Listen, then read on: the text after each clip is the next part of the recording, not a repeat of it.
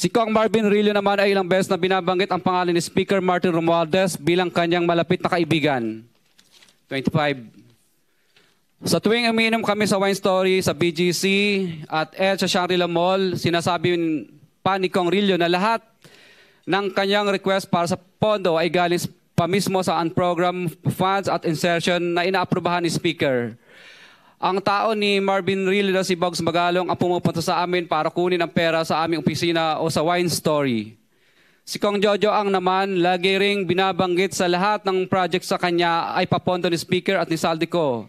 Mataas ang hinihingi sa project, dagdag pa niya, hindi naman lahat ng pera ay para sa kanya, kundi para kay Speaker at kay Saldico.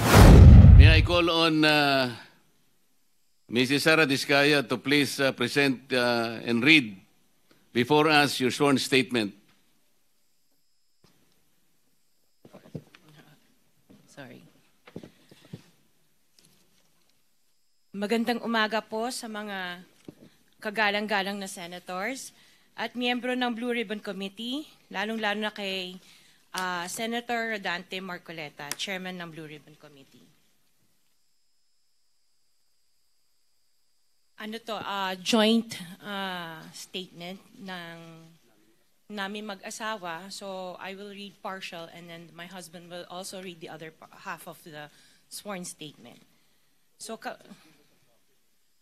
kami si Pacifico F. Diskaya II and Cesara Rowena Diskaya, mag-asawang nasa tamang edad, parehong Pilipino.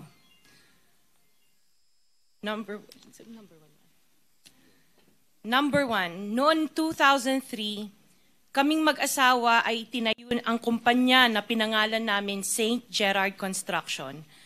Ipinarehistro namin ito sa DTI, nakakuha ng contractor's license at nagsimula na lumahok sa mga pribadong construction projects.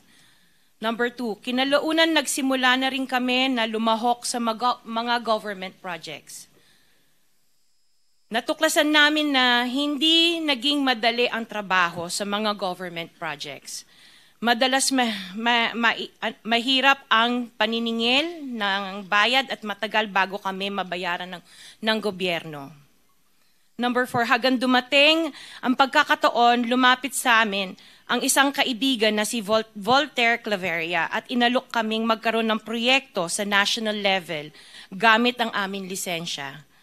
Number 5, ipinakilala niya ang sarili niya na nagtatrabaho para sa isang congressman at nangakong kapag nagbigay kami ng pera ay makakakuha kami ng proyekto.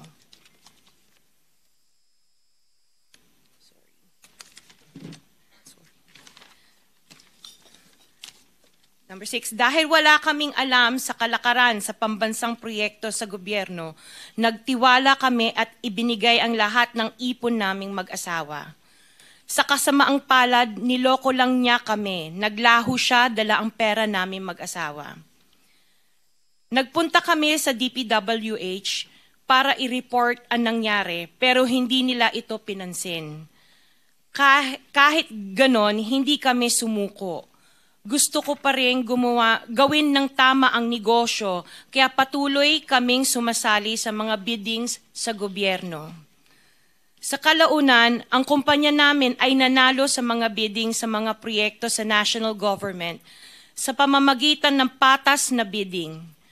Ibinuhos namin ang lahat ng aming pagsisikap para maipakita ang kakayahan ng aming kumpanya na mayroong maayos na paggagawa, dekalidad na resulta, at natatapos sa tamang oras. Nagkaroon ng konting tagumpay ang St. Gerard Construction, kaya minabuti namin mag-asawa na mag-expand at bumuo ng ibang kumpanya tulad ng Alpha and Omega General Contractor and Development Corporation. Interjection, Mr. Chair. What is the interjection? Salamat, Mr. Chair. Kailangan ko lang pong umakyat sa office sandali para sa isang pulong, but hopefully pagbalik ay nandito pa rin sina Mr. and Ms. Diskaya dahil meron din po akong mga tanong para sa kanila. Oh yes, I Salamat will make po, sure Mr. that they Chair. will be here for your questioning. Mr. Chair, point Yes. of order. Bakit hindi na lang tayo bigyan ng kopya ng sworn affidavit imbis na basahin na lang niya so we can para himayin namin yung kanyang sworn affidavit? We will make sure that all the in order to members will save be time, given a copy, but the chairman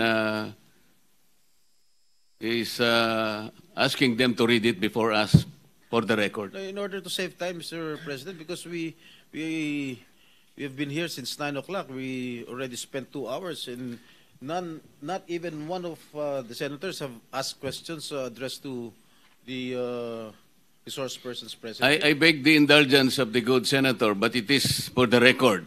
This is a sworn statement, at from this statement, kailangan dito sila matanong na mabuti. Proceed. Pakibilisan nyo lang para makatipid tayo ng panahon. Ngunit nung nagsimula ang makilala ang St. Gerard Construction, dumating naman ang panibagong pagsubok. Unti-unti nagsilapitan ang mga district engineers at mga regional directors ng DPWH at mga chiefs of staff na mga mambabatas na nag-aalok ng mga proyektong sinasabi nilang pondo na mambabatas. Nung una, sinubukan naming labanan ng mga ito sa pamamagitan ng pagre-report sa DPWH at pagpapadyaryo ng mga tiwaling kawani ng gobyerno, subalit hindi sila natitinag sa mga ito. Sabi nila, dapat tanggapin namin ang realidad na dapat kaming magbayad sa mga pambabatas kung gusto po namin magpatuloy na magkaroon ng project sa gobyerno. Kung hindi, binabala nila na matatanggal na sa listahan ang kumpanya namin at hindi na makakakuha ng kahit anong proyekto. Hindi namin ginusto kailanman na mapasama sa ganitong sistema, pero kailangan namin magpatuloy para sa pamilya at mga empleyado namin.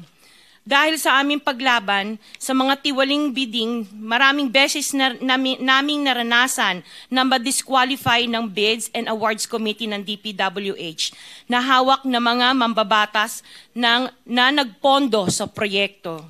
Dahil naiipit na ang aming negosyo, lumulubog na kami sa lumalaking utang ng kumpanya at peligro sa buhay ng aming pamilya.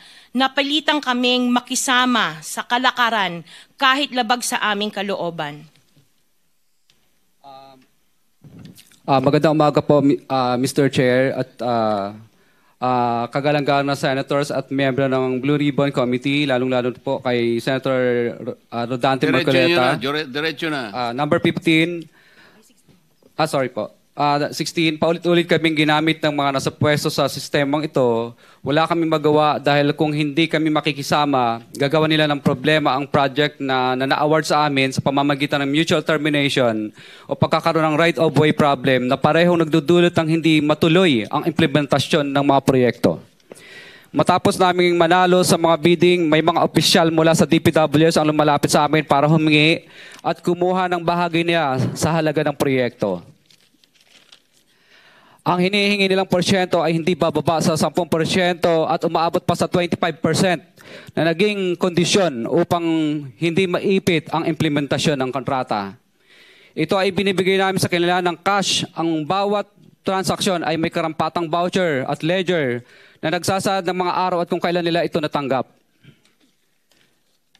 Ilan sa kanila ay sina Terence Calatrava, former Undersecretary of Office of the Presidential Assistant of the Visayas of the Philippines, Kong Roman Romulo of Pasig City, Kong Jojo Ang of Uswag Ilonggo Party List, Congressman Patrick Michael Vargas of Quezon City, Kong Juan Carlos Arjo Aitayde of Quezon City, Nicanor Nicky Briones of Agap Party List, Congressman Marcelino Marcy Teodoro of Marikina, Congressman Florida Robes of San Jose del Monte, Bulacan, Congressman Leandro Jesus Madroño of Romblon, Congressman Benjamin Benji Agarao Jr., Congressman Florencio Gabriel Bemnoel of Anwaray Party List, Kong Leo de Ode Tariela of Occidental Mindoro, Congressman Reynan Arrogancia of Quezon Province, Kong Marvin Rillo of Quezon City, Kong Teodoro Haresco of Aklan, Kong Antonieta Yudela of Zamboanga, Sibugay, Kong Dean Asisio of Caloocan, Kong Marivic Pilar of Quezon City. 21. Mayroon ding mga kinatawa ng ilang politiko na nakikipagtakbo sa amin upang manghingi ng porsyento kapalit ng mga porsyento ng mga proyekto. Ang mga porsyentong ito ay 25% ay ipinipilit sa amin bilang karaniwang kalakaran na wala akong kakainang tanggihan. Ilan sa kanila ay sina Regional Director Eduardo Virgilio of DPWH Region 5, Director Ramon Ariola III of Unified Management UPMO, District Engineer Henry Alcantara, DPWH Bulacan First, Undersecretary Robert Bernardo, District Engineer Aristotle Ramos of DPWH Metro First, Pasig City, District Engineer Manny Bulusan of DPWH North, Manila Deo, District Engineer Edgardo C. Pingol of DPWH Bulacan Subdeo, District Engineer Michael Rosaria of DPWH Quezon Second Deo. Karamihan sa mga kawani ng DPWH na nabanggit sa itaas ay paulit-ulit na binabanggit ang delivery ng pera ay para sa kay Saldico na dapat at least 25%. Si Kong Marvin Rillo naman ay ilang beses na binabanggit ang pangalan ni Speaker Martin Romualdez bilang kanyang malapit na kaibigan. 25. Sa tuwing umiinom kami sa Wine Story, sa BGC at sa Shangri-La Mall, sinasabi pa ni Kong Rillo na lahat ng kanyang request para sa pondo ay galing pa mismo sa unprogrammed funds at insertion na inaaprubahan ni Speaker. Ang tao ni Marvin Rillo na si Bogs Magalong ang pumupunta sa amin para kunin ang pera sa aming opisina o sa Wine Story. Si Kong Jojo Ang naman, lagi ring binabanggit sa lahat ng project sa kanya ay papondo ni Speaker at ni Saldico. Mataas ang hinihingi sa project, dagdag pa niya, hindi naman lahat ng pera ay para sa kanya, kundi para kay Speaker at kay Saldico. Sa lungsod ng Pasig naman, lumapit sa akin ang DPWH Project Engineer sa flood control projects noong 2022. Number 28. Pagdating ng 2025, si District Engineer Aristotle Ramos ang sumunod na nagpakilala na bagman ni Kong Roman Romulo kung saan 30% ang kanyang hiningi ay para kay Kong Roman Romulo. Sinabihan ko kay D.E. Ramos na masyado namang mataas, ngunit sinabi niya na walang magagawa dito dahil pondo ito galing sa unprogrammed funds at insertion galing sa taas. Sa ilang pagkakataon, ang mga politiko na personal na inabutan ng halaga ayon sa hinihingi nilang porsyento mula sa proyekto.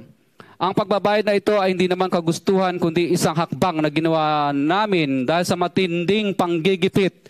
Ilan sa kanila ay sina Kong Antonieta Yudela kasama ang kanyang asawa, Kong Marvin Rillo of Quezon City, Kong Nikki Briones of Aga Party List, Arturo N. Ataide, ama ni Kong Arjo Ataide, Kong Florencio Gabriel Bem Noel of Anwaray Party List, Kong Eliandro Jesus Madroña of Romblon, Kong Benjamin Benji Agarao Jr. Bagamat naging matinding pagsubok ang kabawasan ng pondo na nakalaan sa proyekto, pilit at matapat naming sinusunod ang bawat espesifikasyon na nakasaad sa Program of Works na nakasaad sa proyekto ng DPWH. Nakakasiguro kami na nagawa namin ng maayos at matapat ang bahagi o phase ng proyekto na na-award sa amin. Sa katunayan, hindi kami mababayaran ng DPWH kung hindi ito dumaan at pumasa sa maraming material testing na naaayon sa design ng DPWH. Ina-assess at ini-inspect ng DPWH ang bawat proyekto base sa natapos na parte o accomplishment. Napilitan kami na i-absorb ang kabawasan na ito na nagdudulot ng maliit na kita o pagkalugi sa ilang projects. Para makabawi, dinadamihan na lang namin ang partisipasyon sa mga projects. Taliwas sa mga lumalabas na may mga impormasyon sa publiko, hindi kailanman kami gumawa ng ghost projects. At masugid kami nag-i-inspect sa lahat ng aming mga natapos na projects. Handa po kaming tumistigo ng walang pilit at kusang loob bilang state witness at sabihin ang lahat ng nangyayaring katiwalaan ng Kamara, DPWH at iba pang mga kawani ng gobyerno upang gawin ang tama.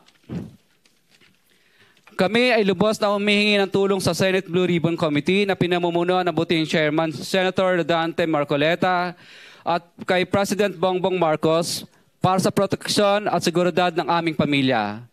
Ang salaysay na ito ay kusang loob naming ginawa at walang sino mang pumilit na gawin ito. Sa katotohanan ng lahat ay nilagdaan namin ang salaysay na ito ng kusang loob at walang pumipilit. Sign, Pacifico of Vizcaya, nagsasalaysay.